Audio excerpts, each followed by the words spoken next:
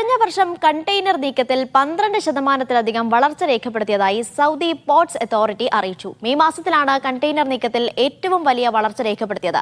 Jeddah തുറമുഖത്ത് ഒക്ടോബറിലും Dammam തുറമുഖത്ത് July മാസത്തിലുമായിരുന്നു ഏറ്റവും കൂടുതൽ കണ്ടെയ്നറുകൾ കൈകാര്യം ചെയ്തത്. സൗദി പോർട്സ് അതോറിറ്റിക്ക് കീഴിലെ തുറമുഖങ്ങളിൽ 84.5 ലക്ഷത്തോളം കണ്ടെയ്നറുകളാണ് കഴിഞ്ഞ വർഷം കൈകാര്യം ചെയ്തത്. 2022 ഇത് 75,34,000 കണ്ടെയ്നറുകളായിരുന്നു. 12.07% കഴിഞ്ഞ വർഷം കണ്ടെയ്നർ നീക്കത്തിലുണ്ടായ വളർച്ച. അതേസമയം രാജ്യത്തെ എല്ലാ തുറമുഖങ്ങളിലും കൂടി കഴിഞ്ഞ വർഷം 1,13,80,000 കണ്ടെയ്നറുകൾ കൈകാര്യം ചെയ്തു. 2022 ഇത് 1,04,39,000 കണ്ടെയ്നറുകളായിരുന്നു.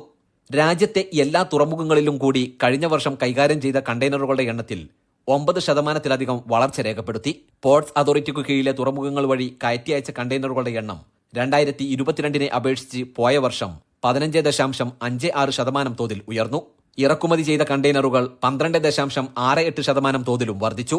മുഴുവൻ തുറമുഖങ്ങളും വഴി കയറ്റി അയച്ച കണ്ടെയ്നറുകൾ 13.88% തോതിലും ഇറക്കുമതി ചെയ്ത കണ്ടെയ്നറുകൾ 10.51% തോതിലും വളർച്ച രേഖപ്പെടുത്തി.